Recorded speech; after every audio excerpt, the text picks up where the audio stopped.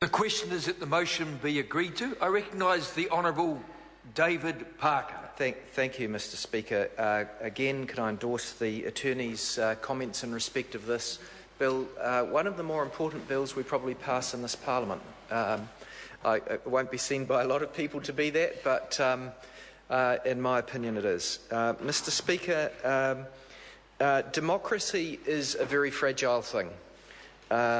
Democracy involves this complex web of societal settings, respect for the rule of law, protection of property rights, prosperity, fair division of income, fair division of wealth, an educated population, a healthy population, freedom from corruption, transparency.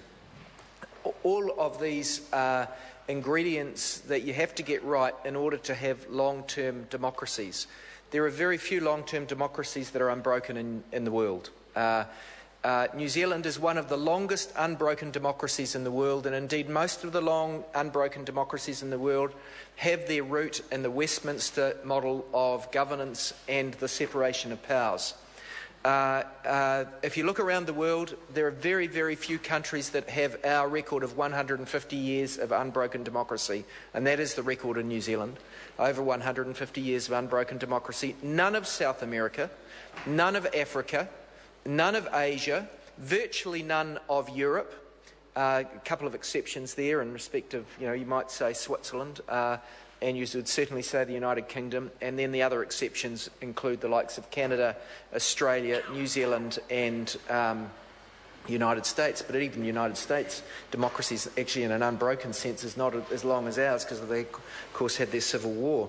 So, Mr Speaker, the length of democracy that we have in some of these countries that are based on the Westminster model has proven to stand those countries in good stead. And at the heart of this balance of these different relationships that you need to protect in order to achieve a long and fair democracy lies, as one of its principles, these balance of power between Parliament and the courts. Now, the elucidation of that relationship, if you want to have a look at that in a historical context for New Zealand, goes back to the 1688 Bill of Rights. And at that time there was conflict between the King and the Parliament. And the King had effectively usurped some of the powers of Parliament, had overridden some laws without the approval of Parliament, and had written some new laws without the approval of Parliament.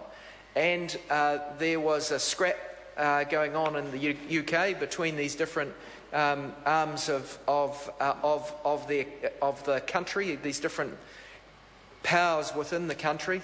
And I don't pretend to be an expert on these historical issues, and so I'll probably get some of the detail wrong, but essentially there's this contest between the powers of Parliament and the powers of the King, and then there was also where does the power of the court lie in this, and what's the limit to the court's powers, and are they an arm of the King, are they an arm of the Parliament, or are they a separate arm that should stand alone?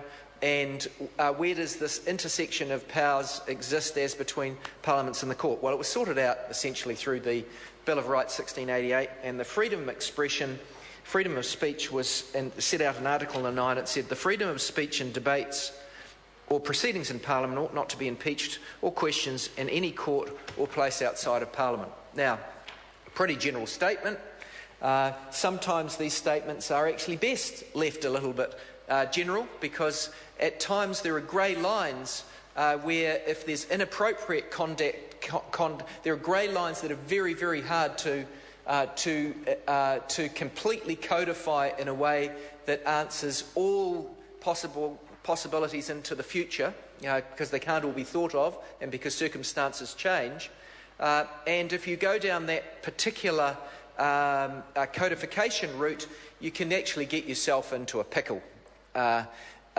In reality, if you have an irresponsible Parliament that's going too far, then I want the courts to be pushing back against the way that Parliament's acting against the interests of the people.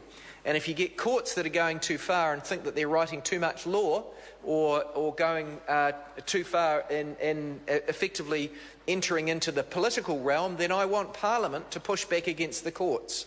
So I quite like the generality of the provisions that sit in the 1688 Bill of Rights, because it enables that mature sort of pushing backwards and forwards where these two incredibly important spheres of influence within society occasionally push up against each other. And when that circumstance arises, then we rely upon our traditions to make sure that we do that in a respectful way, so that if we think the courts have gone too far, we respectfully push back a little bit. And if they think Parliament's gone a bit far, as they've recently expressed in respect of issues relating to taking voting rights away from prisoners that this Parliament did, against the opposition of the Labour Party, I have to say, but did nonetheless, they gently push back the other way. And they do it respectfully, and this is this principle of comity that the Attorney-General was referring to. So that, for me, is the generality of what we're dealing with. We've got a fantastic system in New Zealand.